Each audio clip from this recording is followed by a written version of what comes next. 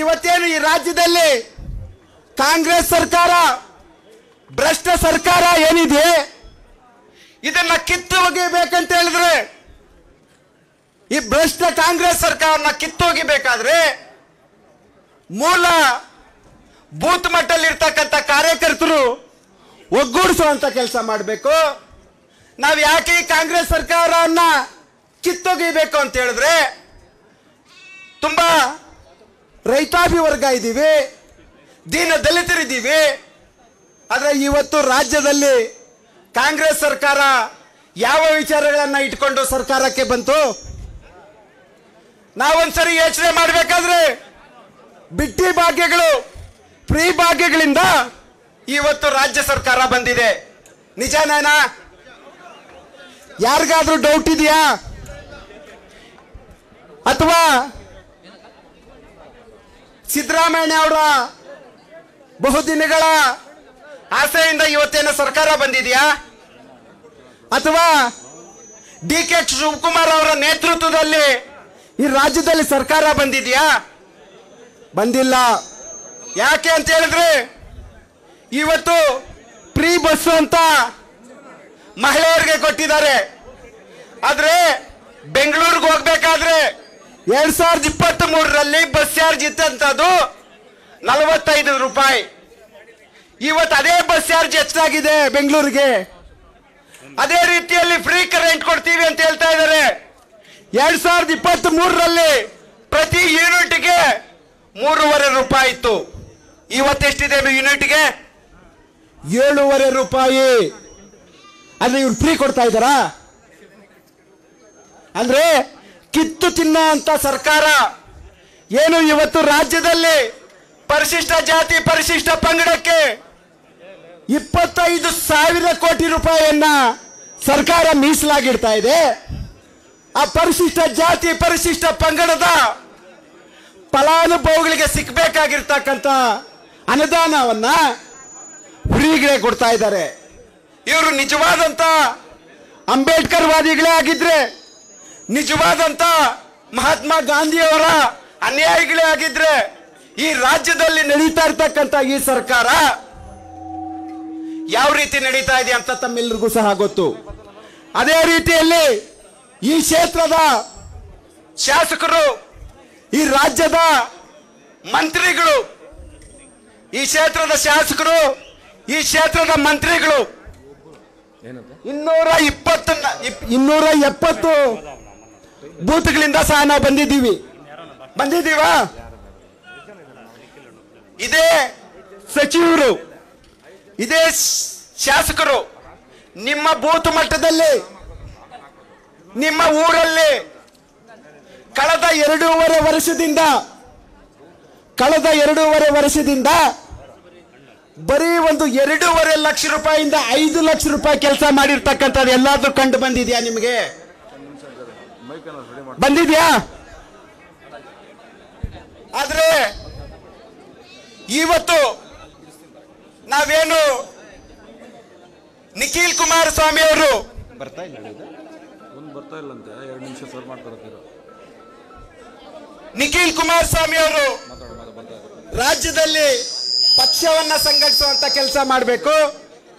ಅದಕ್ಕೆ ಪಕ್ಷದ ಎಲ್ಲ ಹಿರಿಯರು ಎಲ್ಲ ಯುವಕರು ಒಗ್ಗೂಡಿಸ್ಕೊಂಡು ಮುಂದಿನ ಬರುವಂತ ವಿಧಾನಸಭೆ ಎಲ್ಲ ತಾಲೂಕು ಪಂಚಾಯತಿ, ಜಿಲ್ಲಾ ಪಂಚಾಯತಿ, ನಗರಸಭೆ, ಗ್ರಾಮ ಪಂಚಾಯತಿ, APMC, TAPMCಯಲ್ಲಿ ನಾವು ಗೆಲ್ಲಬೇಕಾದ್ರೆ ನಾವೇನ್ ಮಾಡಬೇಕು?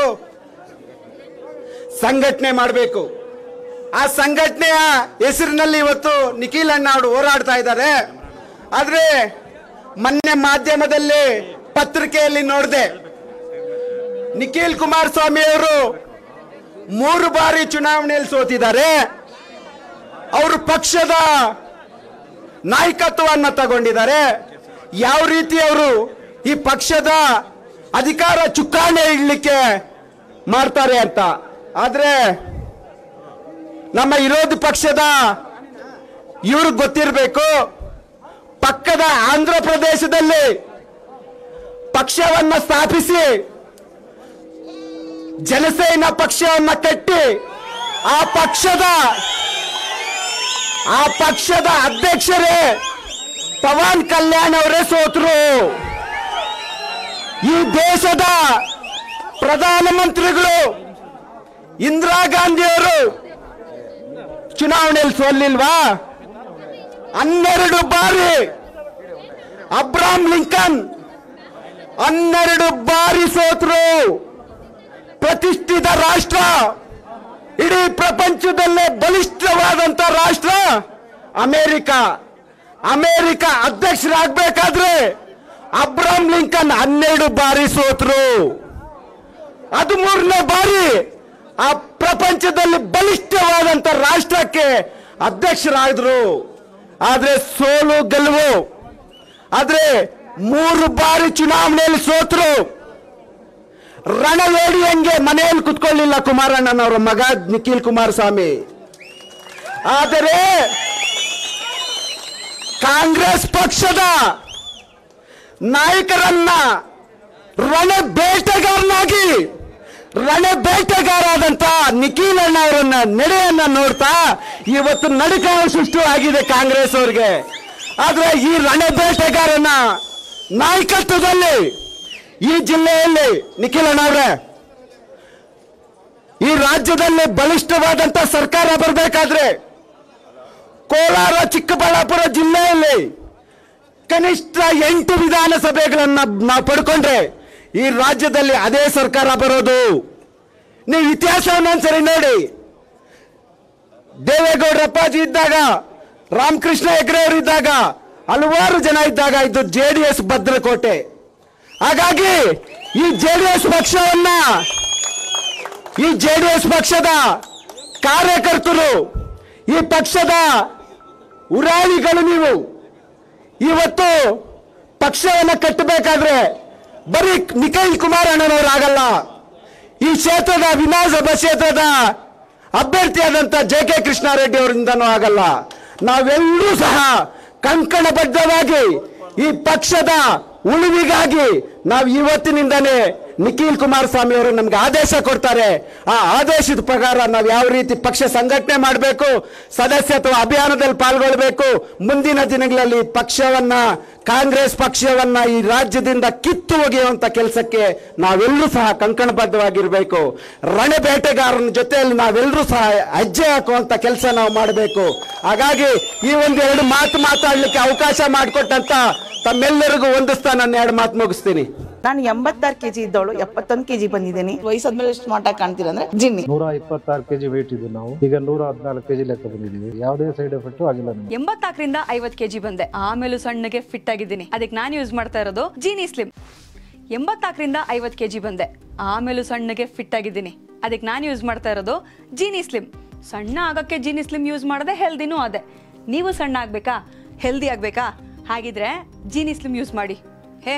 ಸಣ್ಣ ಆಗೋದಕ್ಕೆ ಯಾವುದೋ ಪ್ರಾಡಕ್ಟ್ ಹೇಳ್ತಾ ಇದ್ದಾಳೆ, ಏನಾದರೂ ಸೈಡ್ ಎಫೆಕ್ಟ್ಸ್ ಇದೆ ಅಂತ ಯೋಚನೆ ಮಾಡ್ತಾ ಇದ್ದೀರಾ? ಖಂಡಿತ ಇಲ್ಲ. ಯಾಕಂದ್ರೆ ಇದು ಕೆಮಿಕಲ್ ಫ್ರೀ. ಸಣ್ಣ ಆಗಬೇಕು ಅಂದರೆ ಜೀನಿ ಸ್ಲಿಮ್ ಯೂಸ್ ಮಾಡಿ. ಹೆಚ್ಚಿನ ಮಾಹಿತಿಗೆ ಕೆಳಗೆ ಡಿಸ್ಪ್ಲೇ ಆಗ್ತಿರೋ ನಂಬರ್ಗೆ ಕಾಲ್ ಮಾಡಿ.